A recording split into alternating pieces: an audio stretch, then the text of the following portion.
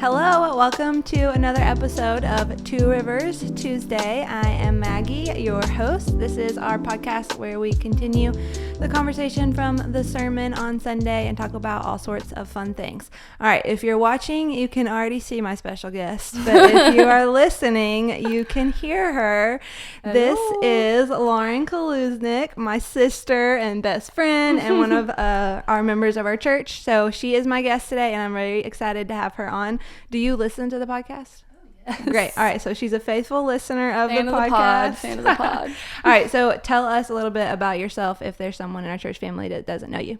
Yeah. I mean, I'm Maggie's sister, which is one of the things I'm proudest about. Big fan. But I am Lauren, married to Colby, who is the loud redhead at church. Mm-hmm. You can probably hear him laughing the loudest during any moment. We have two boys, Graham and Micah. Graham is almost 5, Micah's 2. And yeah, I think that hits most of the highlights. My life is pretty boring. I don't have anything super exciting besides that. But. No, Lauren, what Lauren is not telling you is that she is a Etsy boss. Well. So she has a Etsy shop that she's had for 10 years 12 years 12 years yeah. And it's very successful, and she does a really great job with that. And then what else about Lauren? She is the funniest person I know. Hands down, makes me laugh harder and more frequently than anyone. But some people, like, not everybody sees that side. If you get to know her, you know she's funny, but at first you're just like, oh, Lauren's so sweet and kind. But then once you know her, you're like, oh, she's hilarious. Colby is also the loudest singer at church in a good way. Like, I love sitting near him in worship because I really enjoy hearing him sing. Yeah, it definitely will spur you on in your worship. Yes. Goals is to sing louder than Colby, which is pretty much impossible. Yes, yeah. Tell that story about Laura Warren. Well, I've heard this secondhand, but apparently Laura Warren, who, if you don't know Laura, you need to know Laura. Yes. She's awesome. But she was sitting in front of us, and we were sitting on the same row as some of her kids, and I think that she thought that one of her kids was belting out in worship before the Lord. She thought it really touched her. Yeah, she thought it was her teenage son, Zane. Yes, like, she was just like, unashamed. Oh, wow, Zane is singing so beautifully. Yes, and it really touched her. I think she had a moment and then kind of turned around and realized that was Colby. So I'm sure that Zane was absolutely giving it his all, but no one's voice is going to carry like Colby's. So. It carries. It does carry. Yes. Okay.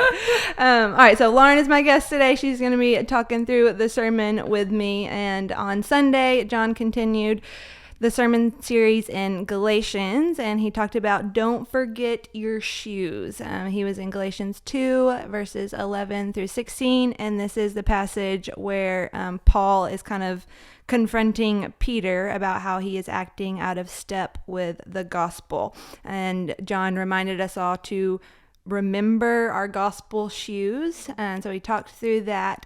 And it just got me thinking about the gospel in general. And one of the things John talked about was how we often think the gospel is like the starting blocks of the race of Christianity. Yeah. So we think like, okay, this is the truth or the concepts that kind of got me into Christianity. Sure. And then I start running the race on my own or moving on to other things. Sure. Yeah. So question for you, how has your understanding of the gospel changed or grown since you first became a Christian or kind of first left those starting blocks, so to speak? Yeah.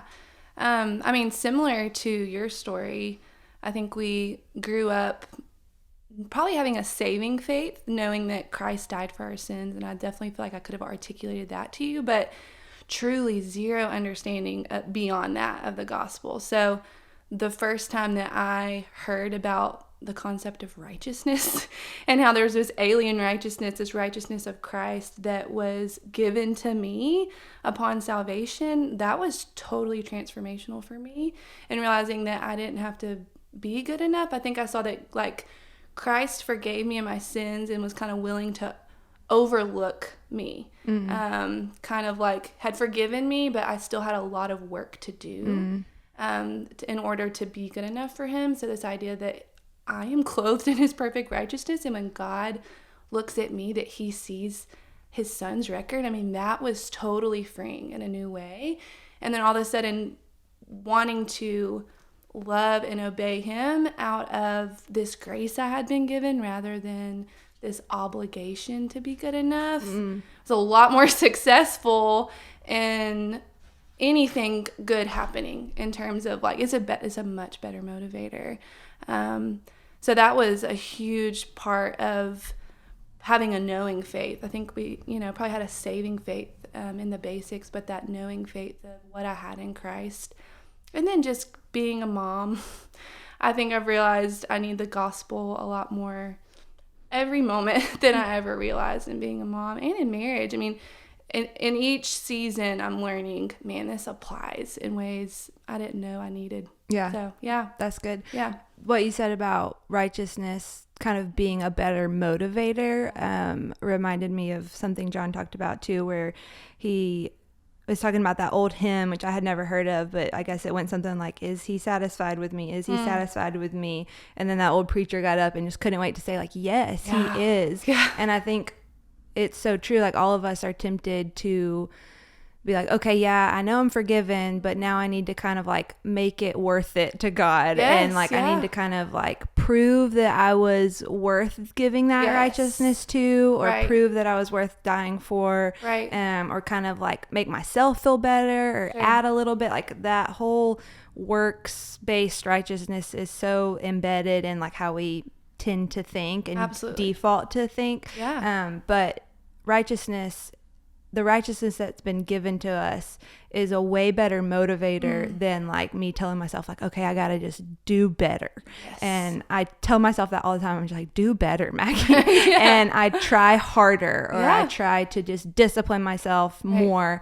And there's a time and place for that. Like it's not like, okay, don't ever put effort into it, but the earning, I'm free from trying to earn it. But if I just receive and remind myself like, okay, when God looks at me, he sees the perfect righteousness, the perfect record of Jesus. He looks at me and he is satisfied with me. That makes me want to become more like Jesus. Absolutely, yes. But out of just like the free gift that I've been given, not out of like, okay, I have to earn back his approval of me. And that's a way better motivator. It's so much better. I mean, and our relationships in life and in our culture are not that way. Like we expect something in return if we do something for someone. Or, I mean, all of our relationships, we feel like there's this give and this take. And so we have to remind ourselves often that this is not how this works. That my motivation should be out of grace. Yeah. And it is, it's a much better motivator. But it's one that, unfortunately, I'm sad of how often I forget it. Yes. Just like, man, why am I not remembering that this is a way better way to live? And it's true freedom, right? It's not that enslavement that Paul talks about of being a slave to the law. Yeah, I think that calculating mentality is so hard to be free from. This is something that I have been fighting over the past like 5 years, really just since having kids. Yes. It's so easy in marriage to have a very calculating mindset where I'm constantly aware of like my list of things I've done versus Jake's list of things he's done. Right. And isn't it funny that when we have this mindset, we're always the one winning, right? For sure. Absolutely. And so I've got my long list of all that I've done, and I'm calculating, okay, is this person measuring up? Have they done enough? Have I done enough? And are they worthy of my approval? Yeah, based on kind of where you measure that day. How many dirty diapers and feedings have you done? Yes. Because I've done a lot. Yes. I mean, we do that with God. Yeah. Or the flip side of that, if we feel like we're doing a really good job at being a Christian for whatever reason, I catch myself sometimes, and this is very awful, but thinking, man, God's really lucky to have me on this team. You're welcome, God. I mean, and how, oh man, the pride and the self-righteousness is way worse than any other sin I could commit in that moment. Yes.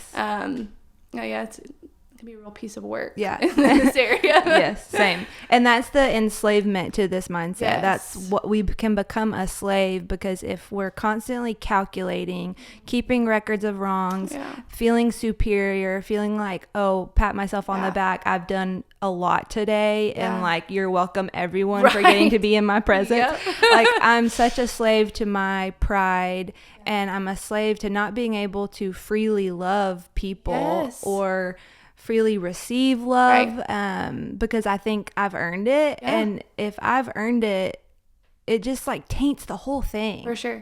For every relationship. Absolutely. And so, I think I just am wanting and longing to experience freedom from that. And I think when we put on those gospel shoes, that's how we can start experiencing freedom from those things. So for sure. That's a helpful conversation. Another thing I wanted to kind of pick your brain on, if you don't know this about the Kluznik family, they adopted Micah, their second son, and then they're in the process now of adopting again. You probably have the right language for it. I think they're live right now is what I've been saying. Tell us about how that works.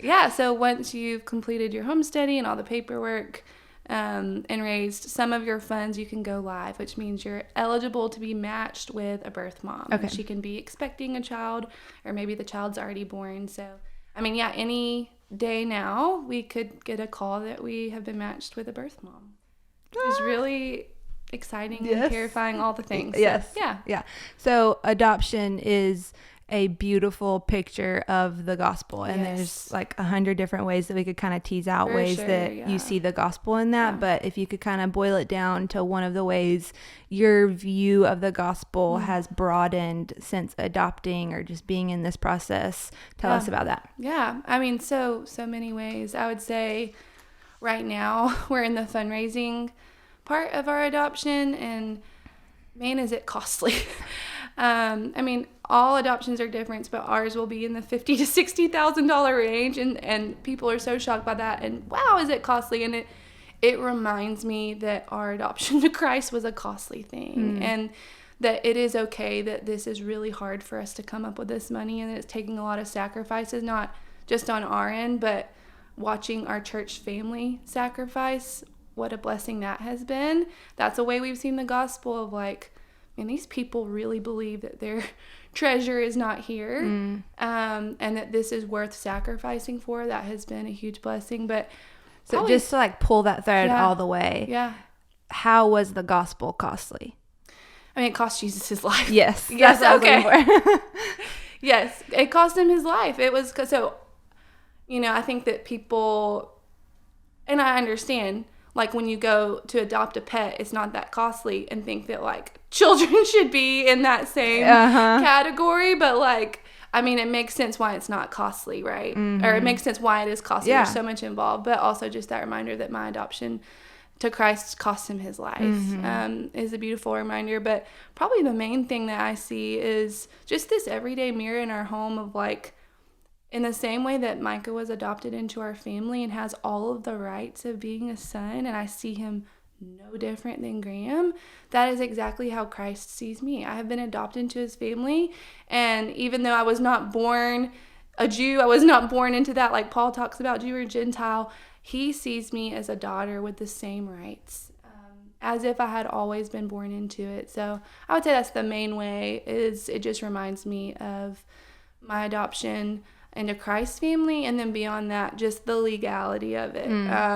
is really interesting. Like, I mean, Noah Merchant just recently got finalized in court, and when Micah was finalized, he was given a brand new birth certificate with his name, and to undo that would be the same process of Graham changing his name. Like it is that legal and finished, and that is how, when we are adopted into Christ's family, the imagery in John is that we are grafted in, like a stem is a part of a tree, that we are grafted into his family, and that cannot be undone. And that's a beautiful reminder that we have in adoption. So yes. And what if like down the road Micah is difficult to handle, or he has some like behavior struggles, or he makes you mad? Will it change how you feel about him? Absolutely not. Exactly. Yeah. And that's what I get so excited about getting to experience, I mean, and I feel the same way about Micah as his aunt. I'm just like, and obviously you love him differently as his mom, but like, there's nothing he could ever do that would make him less a part of our family or would change how much I love him. Right. And it's so easy for me to see that with Micah. Like, it's like, oh my gosh, are you crazy? Like, of course he could never do anything that would change how much I love him. Right. But how often do we not believe that of ourselves in relation to God? Like, I think like, oh, like,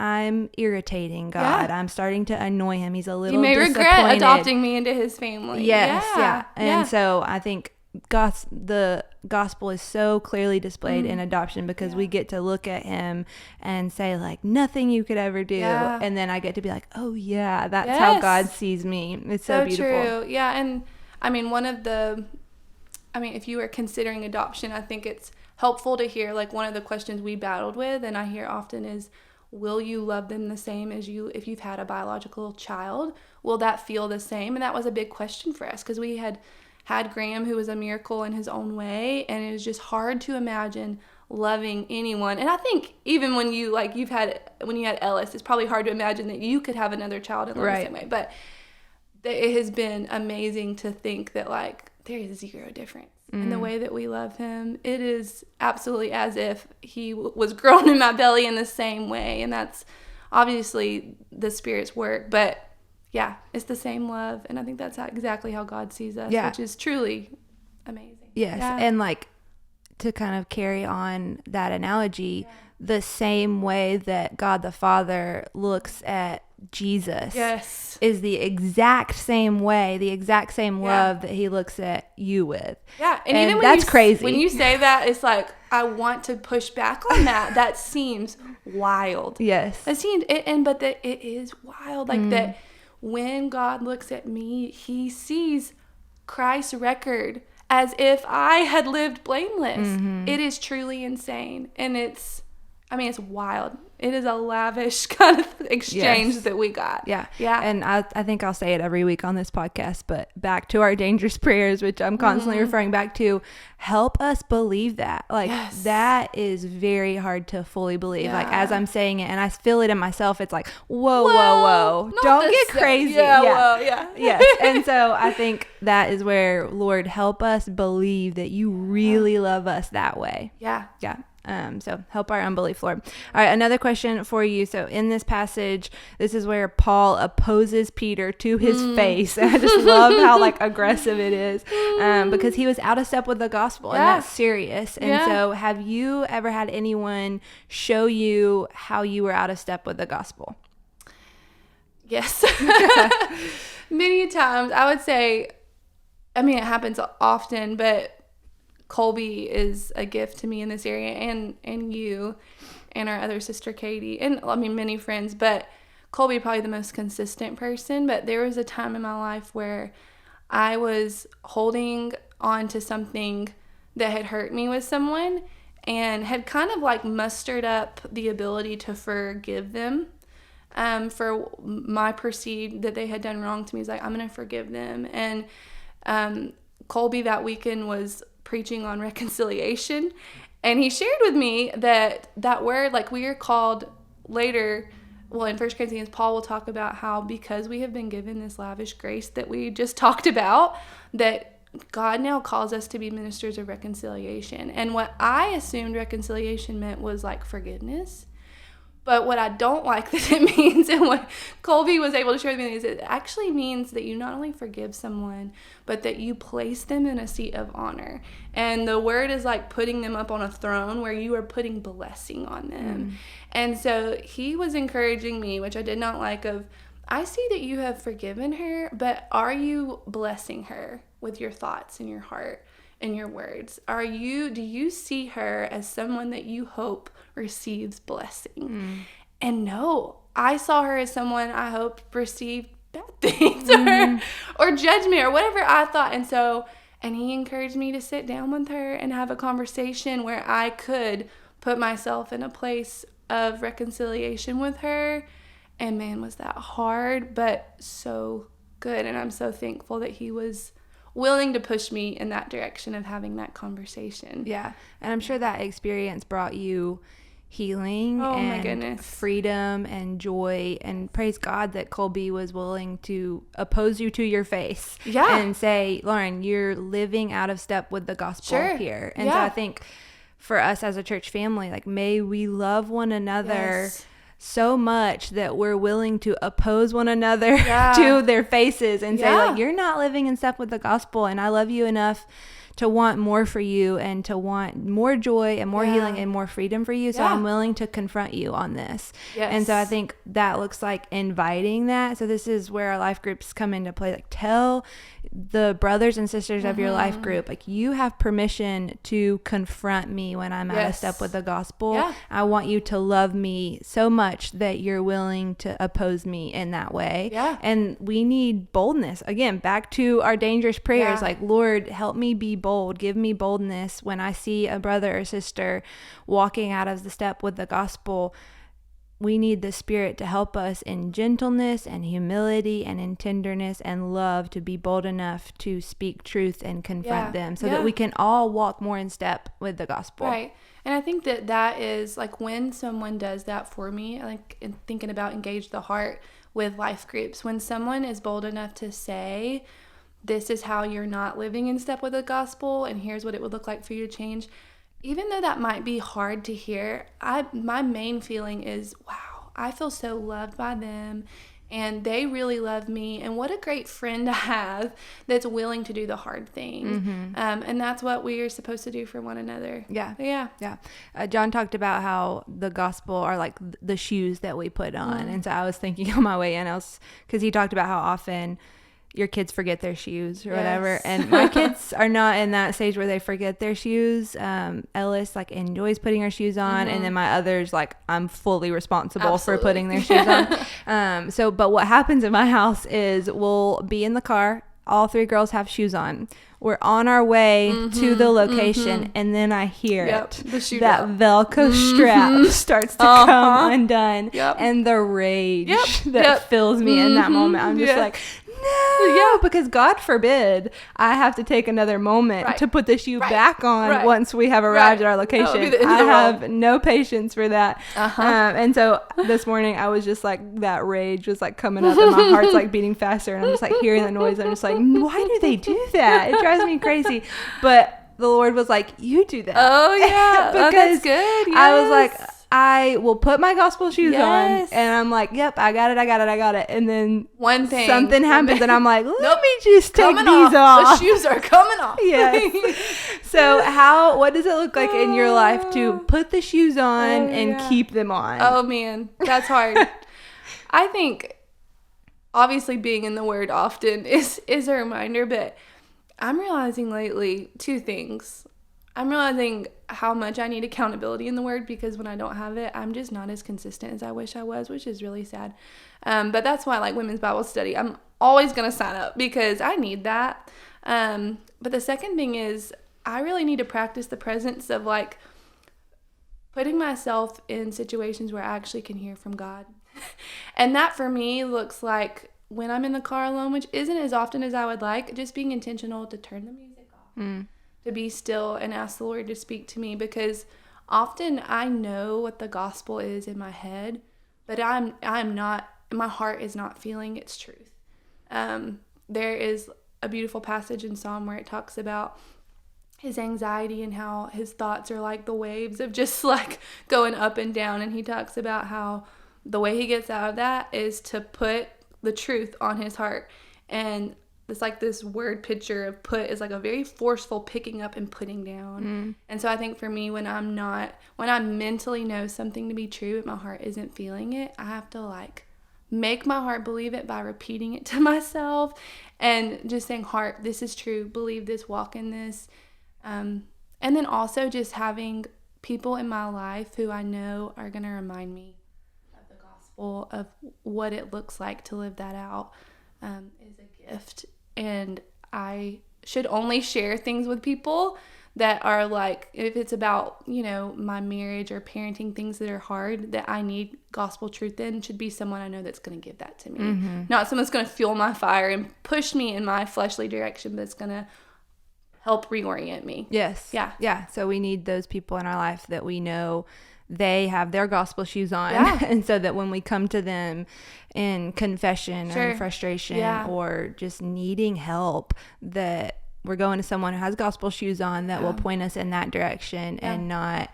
Because I think sometimes we know who those people are, we know who they're not. So sometimes if I'm like, I need somebody... Sometimes I want someone to feel my fire. Yes. Like, you're so right. You should be so mad. You know? But should we go to the people who have the gospel shoes on, who we know might tell us something that's hard to hear, might confront us with how we're out of step with the gospel. Yes. But your point of like... I think the gospel is one of those things where it's like we can mentally agree with. It's like, okay, I got it. I understand it mentally, but it's a whole nother thing for those truths to be like worked into our bones at like such a deep, like gut level to where when we have those moments, our reactions are in step with the gospel. Because if it's just at the head level, when we have those moments where just like instinct kicks in and we're just reacting, if the gospel hasn't worked itself way deep down, it's not going to come out in those moments. And so I think for me, what I'm trying to do is view spiritual disciplines and the practices John talked about on Sunday, our covenant practices. So many of those things I think are the means by which the gospel works its way deeper and deeper into our lives. And so one of those things I'm doing, and I've talked about this on the podcast before, is like it sounds so strange, but it's like I want every part of my body to get the gospel. Like I get so frustrated with myself where I'm just like, I know I get it on a mental level, but I just want a deeper grasp on it. So for me, what I'm doing is I'm going on runs, and on those runs, I'm listening to stuff that's just washing me in the gospel. And something about like using my body to run as those truths are washing over me, I literally feel like God is just being so gracious to sink those truths more fully into all of who I am. That is really cool. So what's something for you that you're like, okay, when I do this, I can almost feel the gospel sinking more fully into all of who I am? I don't run or do much working out, but oh man, I think for me, one of the ways that the Lord has allowed the gospel to take root in my heart is through listening to really good sermons where someone like can take a passage and preach it. And John, I mean, wow, such a gifted communicator of the word. And so for me, it's like, that is a means of grace that we have access to such amazing people articulating the gospel. So if I'm reading it and it's not getting there, and I'm praying and I'm practicing the presence, and then sometimes listening to someone, especially if it's someone I know and love, be able to articulate that, I feel like that definitely helps me get it in my bones in a different way. That's good. And I think we've talked about this on the podcast too, but just the importance of being physically present on a Sunday to have the gospel spoken over you in a plethora of different ways. Like everything about the Sunday gathering, the intention is that that whole experience would help the gospel sink deeper and deeper in. And all the aspects of that gathering are intended to do that. And specifically, like when a sermon is preached and you're just like hearing those truths. And then that's what life group, that's why we talk about the sermon again, right? Because we're so prone to wonder and we forget it and we take our shoes off. And so we talk about those truths again at life group because we want to be not just hearers of the word, but doers of the word, and for it to fully sink in. So in closing, a couple of things I want to kind of encourage you to go from here after listening to this podcast is, first, would you pray for the Kaluznik family? They're in this process of adopting, and there's even other families in our church who have adopted or are considering adopting, and that is a huge answer to prayer. Like this is something that is near to the heart of our church family, that we would be a church that adopts and that brings people into our family. And so would you pray for them, that in this process that the Lord would just give them discernment, and that the Lord would provide, and that this whole process would just be a process of peace and blessing. And then for other families that are on this journey, would you just pray for our church family in this adoption world that we're kind of walking in? And then the second thing, remind yourself of the gospel. So when you put your phone down, when you stop listening to this podcast, I just encourage you to take a moment and put your shoes on and think about the gospel and do something. You know what it is for you, but do something that will help those beautiful gospel truths sink deeper and deeper into your heart. Thanks for being on, Lauren. Thanks for having me. All right. Thanks for listening, guys. And we will be back next week.